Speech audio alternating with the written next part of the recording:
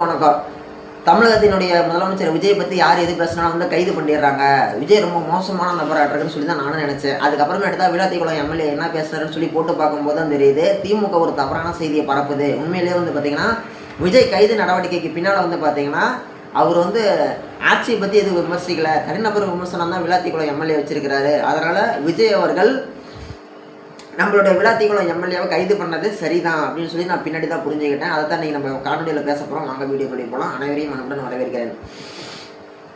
நேற்று காலையில் flash news, trending news, breaking news, new breaking எல்லாமே ஒன்று தான். விளாத்திக்குளம் எம்எல்ஏ வந்து பார்த்திங்கன்னா நேற்று சனிக்கிழமை நைட்டு வந்து நடந்த பொதுக்கூட்டத்தில், நன்றி தெரிவிக்கிற பொதுக்கூட்டத்தில் முதலமைச்சருடைய ஆட்சியை விமர்சித்தார். அதனால் வந்து கைது செய்யப்பட்டார்னு சொல்லி வந்துச்சு.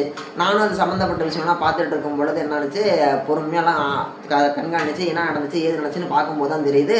அதுக்கு இடைப்பட்ட நேரத்தில் திமுகவை சேர்ந்த தலைவர் கனிமொழியிலேருந்து, அதே மாதிரி கீதா ஜீவன்லேருந்து, அதே மாதிரி அக்கா கனிமொழியிலேருந்து இவங்க எல்லாருமே ஒவ்வொருத்தரும் ஒவ்வொரு ட்வீட் போடுறாங்க.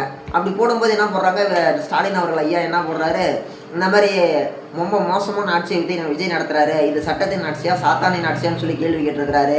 அப்புறமேட்டு என்ன கேட்டிருக்கிறாரு, இது வந்து பயங்கரவாத செயலுக்கு ஈக்குவலான ஒரு விஷயம். இன்னொன்று அது மட்டும் இல்லாமல் அரசாங்கத்துக்கு எதிராக நடக்கக்கூடிய தவறுகளை, குற்றச்சாட்டுகளை அவங்கக்கிட்ட சுட்டி காட்டினா இப்படி தான் கைது பண்ணுவீங்களா, தவறுகளை சுட்டி காட்டினா கைது பண்ணுவீங்களான்னு கேட்டிருந்தாரு. நான் உடனே நம்ம நாம் தமிழர் கட்சியாக இருந்தாலும் எல்லாரும் என்ன சொல்கிறாங்கன்னு சொல்லி பார்ப்போம். அப்படி பார்க்கும்பொழுது தான் ஓகே, இவன் வந்து ஏதோ கவர்மெண்ட்டுக்கு எதிராக நடந்த ஒரு விஷயத்தை பற்றி பேசியிருக்கிறாரு. ஒருவேளை பழனி முருகன் கோயில் நில அபகரிப்பு புகார் பற்றி பேசியிருப்பாரோ இல்லையே. அப்படின்னா அந்த பழனி நில அபகரிப்பு புகாரில் வந்து திமுகவுடைய வட்ட செயலர் தானே கையெழுத்து போட்டிருக்கிறாரு. 100 கோடி ரூபா சொத்தை 2 கோடி ரூபாய்க்கு திருட்டுத்தனமாக விற்றதில் திமுகவோட வட்ட செயலர் தானே கையெழுத்து போட்டிருக்கிறாரு. அப்படியும் இது தெரியலையே, அப்புறம் எது கைது பண்ணாங்கன்னு சொல்லி அந்த திமுகவுடைய விளாத்திக்குளம் எம்எல்ஏ பேசுன அந்த காணொலியை பார்க்கும்போது தான் தெரியுது விஜய் தமிழகத்தினுடைய முதலமைச்சர் விஜய் அவர்கள் மேலே தனிநபர் விமர்சனம் வச்சிருக்கிறாரு. அந்த ஒரு நபர் என்ன விமர்சனம் வச்சிருக்கிறாருன்னு சொல்லி கேட்டோம்னா, இந்த மாதிரி நாங்களாம் வந்து சட்டசபையில் திமுககாரங்களாம் பயந்துட்டு போகல, உன்னை பார்த்தா நாங்கள் என்னத்துக்கு பயந்துட்டு போகிறோம், நீ வேணா தைரியமாக இருந்தால் வந்து பாரு, உன்னை நான் வந்து எலும்பை உடைப்போம், நீ நல்லபடியாக வீட்டுக்கு போயிருவீங்கன்னா பார்த்துருன்னு சொல்லிட்டு தனிநபர் விமர்சனம், அதாவது கொலை மிரட்டல் விடுற மாதிரி, பயங்கரவாத வார்த்தைகளை பயன்படுத்துகிற மாதிரி, ஓகேங்களா, தாக்குதல் வார்த்தைகள் நடத்துகிற மாதிரி தனிநபர் விமர்சனம் தான் வச்சிருக்கிறாரு. அதாவது தமிழகத்தினுடைய முதலமைச்சர் மேலே இப்படி தனிநபர் விமர்சனம் வச்சிருக்கிறாரு.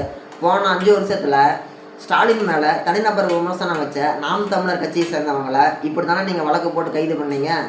இப்போ அதே தானே நடிகர் விஜய் அவர்களும் பண்ணியிருக்கிறாரு. அப்புறம் ஏன் திமுககாரங்க கொதிக்கிறீங்கன்னு எங்களுக்கு தெரியல.